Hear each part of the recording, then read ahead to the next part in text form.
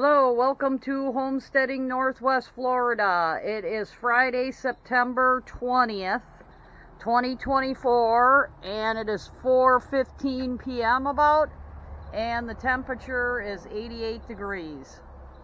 And we have low humidity here now. We're getting a little north breeze, and the pepper plants are transpiring like crazy because there's low humidity. Oh, there's some kind of wasp on there. These are not so bad because they're shaded. I moved these back into the original position here, and I cut off a ton of leaves because they're having issues. It's almost like a root rot type situation because we have, after all that rain, we have low humidity. They're just, the roots, I don't even know what's going on. You know, the lettuce is doing okay. A little bit of fertilizer, water every morning. But the peppers that are in the sun have major transpiration, wilting issues as soon as they're out of the sun. And in the morning, there's no issues. And usually this one doesn't have an issue either because it's in a raised bed and has really good drainage. But this is, you know, really low humidity, and they're totally not used to that. We have like 50% humidity when we usually have 85. The temperature's not the issue because it's only 88 degrees. So a lot of transpiration. I figured that out with these days of low humidity. And this, they need a lot of root mass. So my little like 1 gallon, nursery containers, not as good as a 5 gallon bucket. They need a lot of root development to overcome any transpiration damage that might occur. And we do have some different type of peppers. These were always in total sun. You know, like I could barely get them to germinate in this location here, in this planter all summer long. But now the sun turns pretty quickly, and we're getting some peppers here, even though they are probably used to the higher humidity. I might clip off that leaf just because it's interrupting my pepper hanging. But a lot of leaves. I cut off many leaves. So we've been doing a lot here. And the trellis got a major trimming, even though the shade might have been good, but that was a lot of shade. Found 2 birds' nests in here. I think the center was dying, and yeah. It was about 5 feet across at the top, taking up a lot of space, a lot of air space. And then we're doing some other things back here. We made a wood rack out of logs.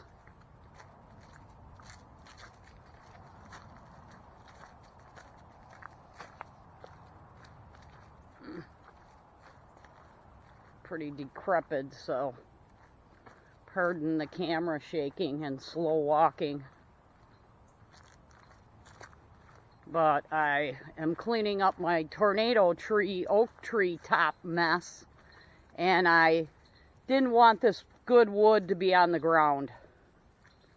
So I was like, oh, I could go buy some 2x4s, but I got sweet gum that's straight as an arrow. So it's done, and these are the old style cement blocks. So using that with only, it worked with the sweet gum rack. This is all going to be oak in this one, but the logs are sweet gum. So built this rack that's usually built with 2x4s with logs. And these are the cement blocks I have to work with. They're the older style that only has 1 hole in the center. So this only has 1 support. And it has worked. except the cheesy wood that I got there for the sweet gum one. Sweet gum gets a lot of rot quickly.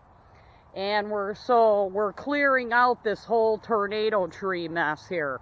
This was a huge top of an oak tree. Like a huge oak tree. And the whole top came flying off. Oh, there's a big branch up there too. But this was my secondary, and this was all terrible here. This morning I mowed it with my lawnmower. Got a lot of stuff for biochar, but this was a giant top of an oak tree that came off. So, this is the first branch that I'm gonna do here. Or started to do already, just so I could get the lawnmower through. And here's my little Harbor Freight chainsaw that I enjoy for the small stuff. And then I did get a bigger corded Sunjo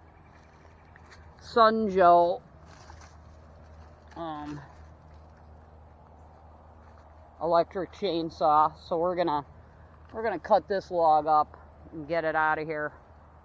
And then, you know, we got another huge piece back there and a huge piece underneath this piece, and that's a lot of firewood that really hasn't been on the ground too long, since May whatever. And a lot of it's not on the ground. A lot of it's up. It was suspended by the branches, so it's not complete rot. It actually got seasoned here. Like here's a end cut that I just did that had all little ants in it, actually. Ooh, that's heavy. And it's got cracked. It's like a cracked off piece. So yeah, we're gonna be working on this firewood mess here. Oak firewood. I got a lot. It's gonna be a very warm winter.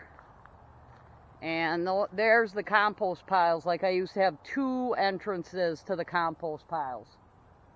And this was a sweet gum that I just cut down. I couldn't even get to it. But it started growing again. And this one was tipped over. That's what I used for the, but I helped it. It was tipped over by the storm. And then I helped it by sawing it off so it could just lay diagonally here and not get completely rotted.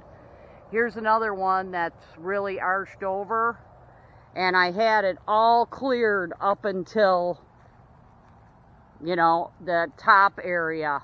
If you look at some of my older videos, I was like, oh, another area cleared. Well, that's got a bunch. May even need to make another one.